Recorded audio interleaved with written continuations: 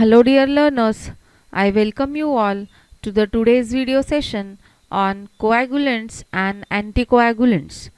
We are going to talk about the few of the coagulants and how they work, and few important anticoagulants and how they work. So, to start with the definitions, we will first cover definitions of both of them, define coagulants as well as define anticoagulants.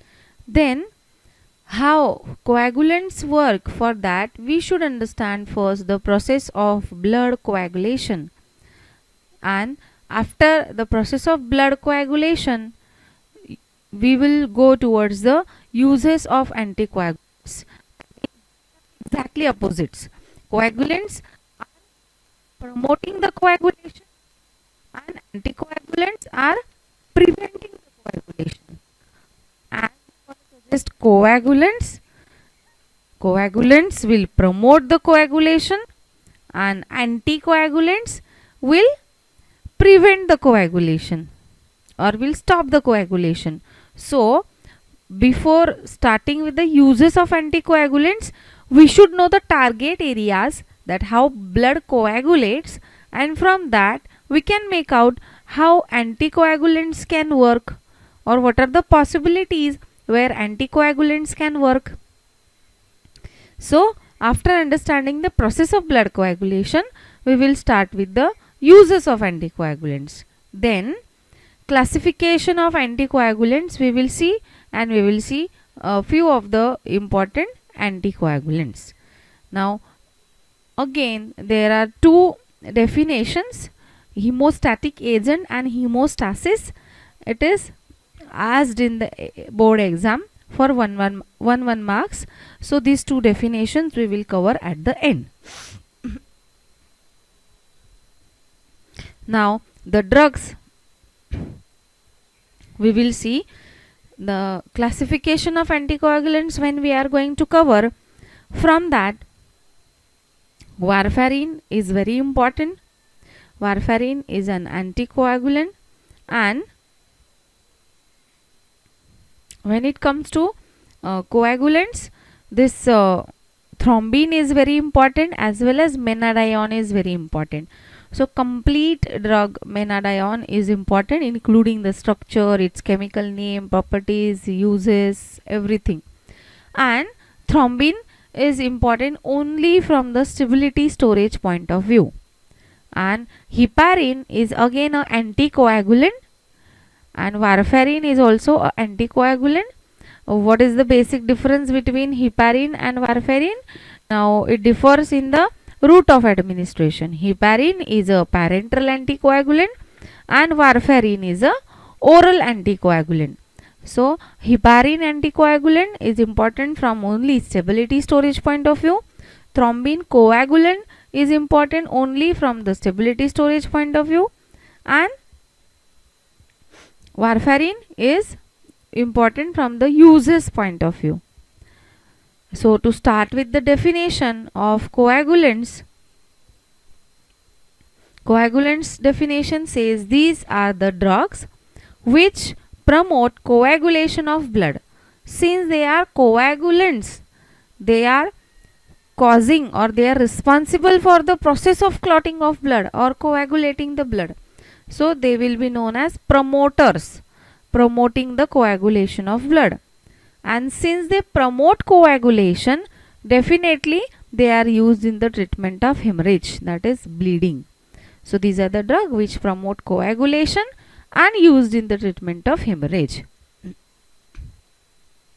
Examples of coagulants, it is vitamin K. Vitamin K, this phylloquinone is K1, menaquinone is K2, menadione is K3. So vitamin K, which is nothing but coagulant, which is a fat soluble vitamin. A, D, E, K we have seen. So it is fat soluble with vitamin. And thrombin is another coagulant. Then coming towards the next part, that is anticoagulant definition. Anticoagulant definition includes these are the drugs which prolong blood coagulation time and prevent blood coagulation. These anticoagulants will prevent the blood coagulation. How? By prolonging the coagulation time. That means more time will be required to coagulate the blood, and from this mechanism they will prevent the blood coagulation. The few important anticoagulants are heparin, warfarin, dicumarole, anisindione, clopidogrel, etc. So these are the definitions along with the examples. Coagulants promote coagulation and treats hemorrhage. Anticoagulants prevent coagulation by prolonging the coagulation time. Next part we will go. Now here there are few common uses. If the question is asked like uses of coagulants or uses of anticoagulants in general, so you will have to write down these uses. Coagulants as well as anticoagulants I have enlisted here. So coagulants, you will see, coagulants are, for example, alums, alum sulfate. Okay, so these coagulants are first of all hemostatic. Now what do you mean by hemostatic? When it comes to the term hemostatic, hemostatic agents होते हैं, hemostatic agents जो होते हैं, they promote hemostasis. Hemostatic agents promote hemostasis. Now they promote hemostasis, but what do you mean by hemostasis? Hemostasis is nothing but a process to prevent and stop bleeding. So prevent and stop bleeding means they will stop the bleeding. How they will stop the bleeding? By coagulating the blood. So in turn it means coagulants only. So hemostatic agents होते हैं जो hemostasis का process promote करते हैं, and hemostasis is the process which prevents and stops the bleeding and converts the blood from liquid form to gel form by controlling the bleeding. So coagulants acts as hemostatic agents. Then next you can come to used in vitamin K deficiency.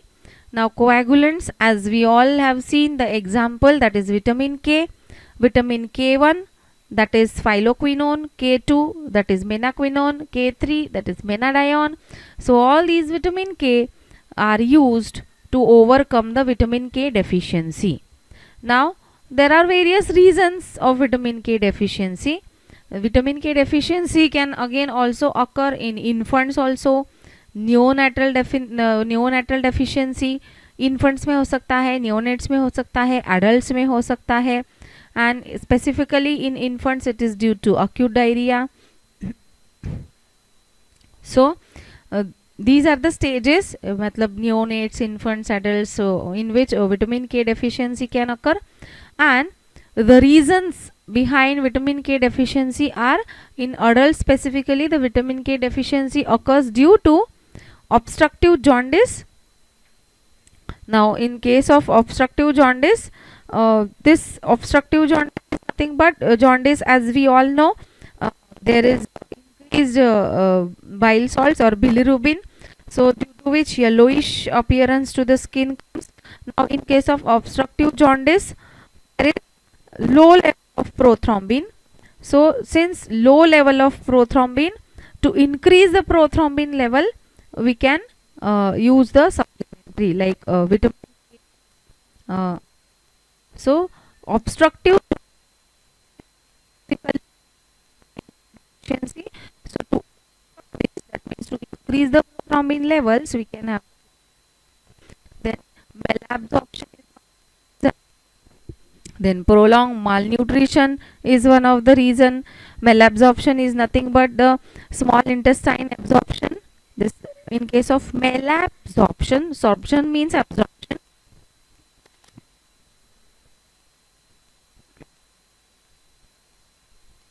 Small intestine absorption with that vitamins, minerals, proteins, carbohydrates. So this malabsorption is one of the reason. Then prolonged malnutrition, it is a long-term nutrition. Treatment of bleeding state during the anticoagulant therapy. Now oral anticoagulant,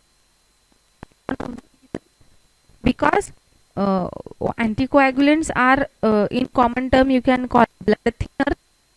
So this oral anticoagulant therapy is one of the factor. Prolonged antimicrobial therapy, treatment of prolonged antimicrobial therapy, when the person is on antimicrobial therapy.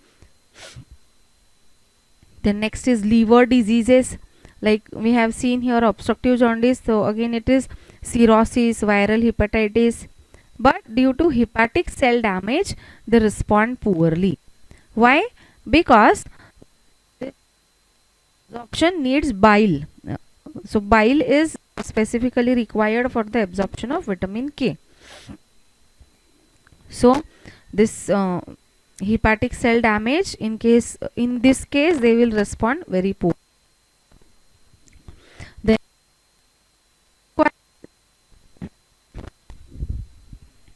anticoagulants. So first of all, since they stop the coagulation and they make the blood in liquid, or they continue, or what you can call, in common terms they are called as blood thinners. So you can use them in case of preservation and storage of blood. That means they will not allow the blood to clot. So it is specifically used in blood banks for the preservation and storage. Then anticoagulant means the bags in which the blood is stored will have added dose of anticoagulants which will prevent the blood coagulation. Then they reduce blood clotting in coronary artery disease. That is, in case of coronary artery disease there is a buildup of plaque. So this plaque buildup, that is clotting, is reduced because of the anticoagulant therapy. Hence they can be used in treatment of various conditions such as heart attack and myocardial infarction, which is nothing but decreased blood flow, and sometimes even blood flow can stop also, so there can be to heart muscle. So again it's a step towards heart attack. Then angina pectoris. Angina pectoris is again the pain getting from the left arm. Cardiac arrhythmia, since the word arrhythmia, the heart rhythms, it is to be dealt with the heart rhythms. So these conditions are treated with the anticoagulants. Then third point, to prevent the thrombosis. Now the term thrombosis is the thrombus formation, that is clot formation. So anticoagulants, since in common terms they are blood thinners, they will not allow the blood to clot. So they prevent the thrombosis, in specifically in case of pulmonary artery. Therefore they are used in pulmonary embolism treatment. Now in what happens in pulmonary embolism? Arteries in the lungs, in arteries of lungs the clot formation take place, that is thrombosis. So it is used in pulmonary artery case, that is pulmonary embolism. The next use is to prevent the deep vein thrombosis. Now these terms are really very important. 1 mark questions are asked in the exam. Name the drug used in treatment of deep vein thrombosis. So to prevent the deep vein thrombosis, anticoagulants are used. Now what is deep vein thrombosis? Thrombosis is, we have seen thrombus formation. Deep vein, that means deep inside the vein.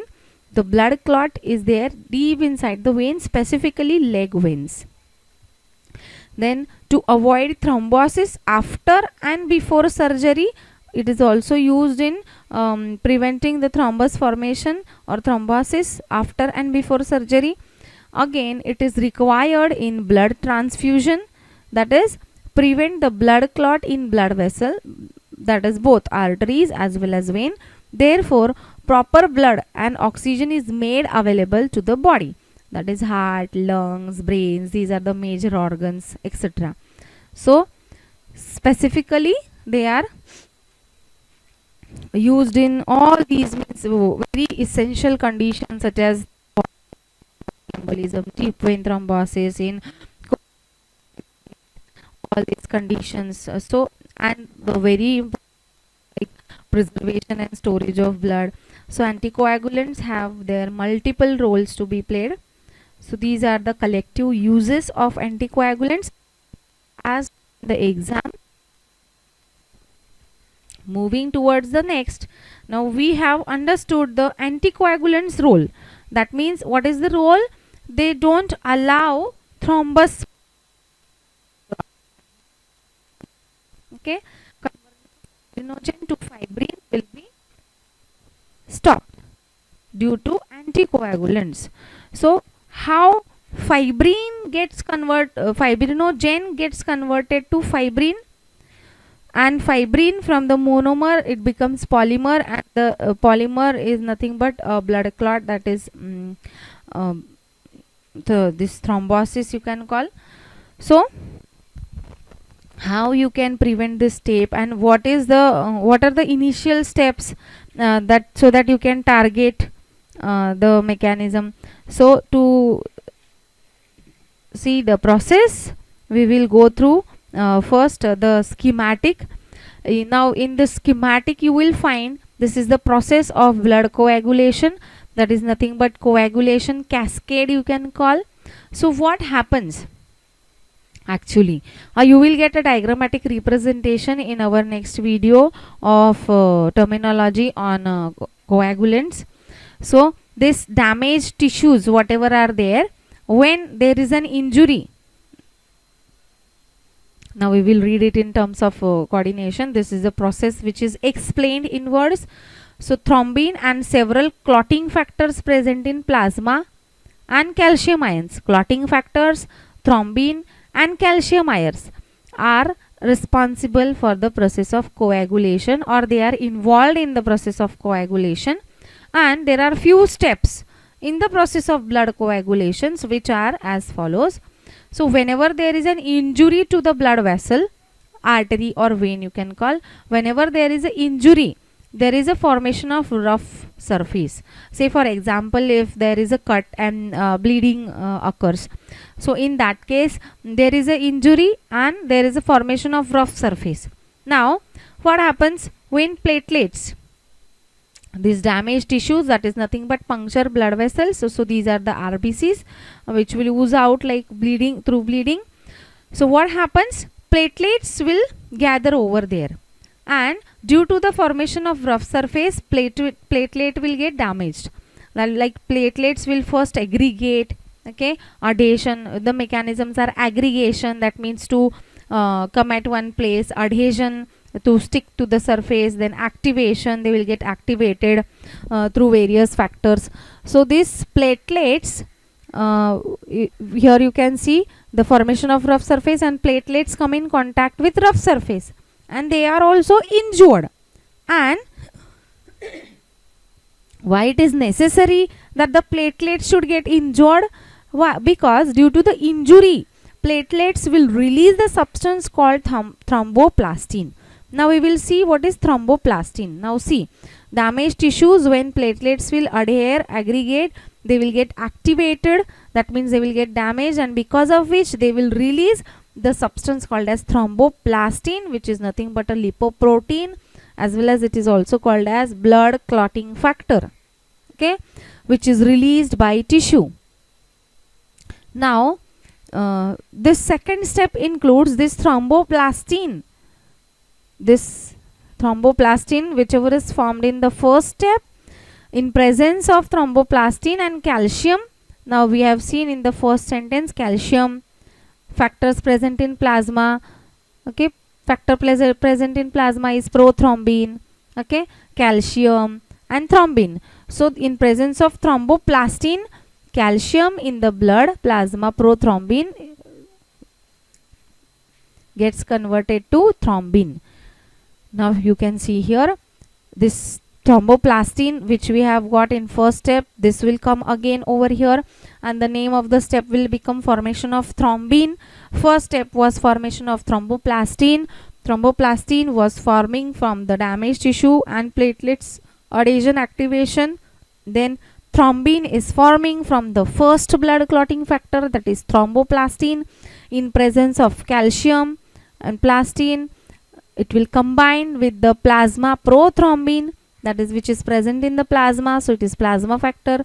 So thromboplastin plus prothrombin in presence of calcium and the enzyme thrombokinase, it will give thrombin. Now next step, this thrombin whatever has formed in second step, now thromboplastin which has formed in first step, the role was to form the thrombin. Now thrombin, the thrombin's role is to form the fibrin from fibrinogen. So how it is we will see. Now the next step name is formation of fibrin. Now this thrombin which is formed in the second step will combine with fibrinogen in presence of calcium and it will form the fibrin threads which are insoluble, and monomer to polymer formation will take place and blood clot will be formed. So fibrin जो form हुआ from the fibrinogen through the second step thrombin, the fibrin which is insoluble, it will form the threads. The threads of fibrin forms a net, that is polymeric form, and in the holes of this net blood cells are entangled. These mass then contracts to form a blood clot. So this is the process of blood clotting. Now to see this again, thromboplastin, as you can see here, thromboplastin converts prothrombin to thrombin. Thrombin converts fibrinogen to fibrin. So this is the cycle. Thromboplastin converts prothrombin to thrombin. Then thrombin converts fibrinogen to fibrin. So calcium plays the major role here. Okay.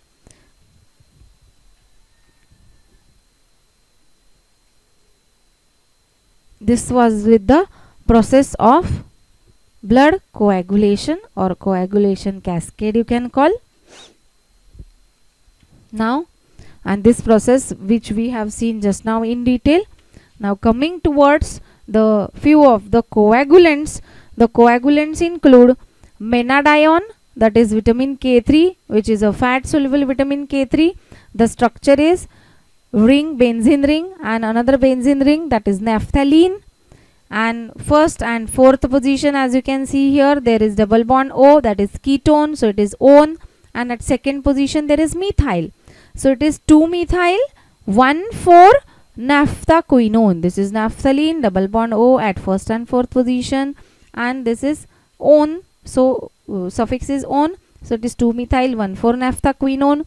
Properties are, it is bright, yellow, crystalline powder, odorless, which is insoluble in water as well as soluble in oil, since it is fat soluble, and it is affected by light. Now it is a complete substitute for vitamin K. It is used in treatment of, we have seen, see the common uses, like it is used first in treatment of hemorrhage, since it is a coagulant. It is used in treatment of hypothrombemia, that means low levels of thrombin. Then it is used in case of toxicity of anticoagulants such as warfarin and heparin. Again, it is also used in certain conditions, the treatment of pre and post operative obstructive jaundice, since in this case there is an increased level of bilirubin, because of which hepatic functions will be hampered and clearance of bilirubin will not take place, because of which hyperbilirubinemia will occur, that is high levels of bilirubin. And since the liver is incapable of removing or clearing the excess of bilirubin, the yellowish appearance on the skin comes, and in this case this coagulant will help in maintaining the normal prothrombin level in the blood. Now this official preparations, it occurs in the form of tablets, injections, which is official in USP and NF. And another use, last use is, it is used as radiosensitizer in cancer. Radiosensitizer is the substance which makes tumor cells easier to kill with radiation therapy.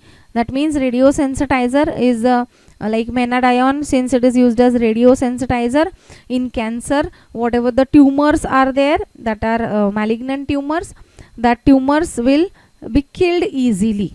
So it is used as radiosensitizer in cancer. And the brands are Stiptocid, brand is Stiptocid, Stiptomet, Cytorit, and Stepindone. Stiptocid, Stiptomet, Cytorit, Stepindone. These are the brands of Menadione. Now coming towards the other coagulant, that is thrombin. Now thromboplastin plus prothrombin forms the thrombin, which we have seen in the process of blood coagulation in presence of calcium. So this thrombin is dried human thrombin, means which occurs as a cream colored powder, and it is soluble in saline solution. And the stock solution of thrombin remains active for a week, but at temperature 0 to 5 degrees Celsius. It is to be stored in nitrogen atmosphere. Now these all points are very important. Thrombin from the stability storage point of view, see I have marked here with the star mark. It is to be stored in nitrogen atmosphere in the plastic tube. It is stable at pH 6.5 and it should again be light protected, and if the pH increases, activity decreases. So these all points are to be deal with the stability and storage. Now it is very much important in blood clotting process, this thrombin, because it is responsible for conversion of fibrinogen to fibrin, which is nothing but a blood clot. It is a topical hemostatic agent, that is prevents bleeding. We have seen hemostasis. Hemostasis is to deal with the, or it is the process which prevents and stops the bleeding and converts blood from liquid to gel form. And powder or solution form, it is used in treatment of cuts, wounds, injuries. It is responsible for formation of fibrin from fibrinogen. It promotes the platelet aggregation, that is blood coagulation. Therefore, it is used in treatment of conditions such as hemorrhage, that is bleeding, as well as hypothrombinemia, that is low levels of thrombin it can recover. Why? Because this thrombin is formed from thromboplastin and prothrombin. So hypothrombinemia, when it is there, that means hypo means low levels, and thrombin, low levels of thrombins also can be recovered through the thrombin dose. So this was the coagulant part. Now coming towards the classification of anticoagulants. Anticoagulants are classified into two types: parenteral anticoagulants and oral anticoagulants. The example of parenteral anticoagulant, as we have discussed earlier, it is heparin, which is low molecular weight, and oral anticoagulants are warfarin, dicumarole, phenindione, etc. The stability and storage includes of that of heparin. The aqueous solution of heparin is stable at 25 degrees Celsius. Stability storage is really very important. In exam, heparin is very important from the stability storage point of view. Aqueous solution of heparin is stable at 25 degrees Celsius. pH required is neutral. The range is 7 to 8. All see, if you can see the common point, all coagulants, anticoagulants, they are to be protected from the light. So heparin is to be protected from the light. It should be stored in airtight container. Okay. Then oral anticoagulant, warfarin, is important from the uses point of view. We have covered common uses of anticoagulants, right? So these are the same. Like first, it is used in treatment of pulmonary embolism, which I have explained it to you in the general uses. Then deep vein thrombosis. Again, it is used in CAD, that is coronary artery disease. Stops the blood clotting in case of coronary artery disease. Okay. And point 2 from the general uses. Now what was the point 2 from the general uses? General uses, the point 2 was it is used in blood clotting. In this was the same, that is coronary artery disease. The enlisted coronary artery diseases are like heart attack, myocardial infarction, angina pectoris, cardiac arrhythmia, etc. At this, the characteristic feature of warfarin is it is used as a rodent poison or rat poison. It is used in internal bleeding in rats. It causes internal bleeding in the rats, and That is the reason it acts as a poison to them. Official preparations are warfarin tablet and warfarin sodium tablet. Both are official in Indian pharmacopoeia. Brand names are Warf, Sofarin. Few of the brand names: Warf, Sofarin, Univarfin, etc. And the mechanism of action is it inhibits the platelet activation. Platelet activation is the very first step of process of blood coagulation. If the platelet activation will cause the release of thromboplastin, so since the platelet activation, if it gets inhibited, the first step only will get hampered, that is formation of thromboplastin.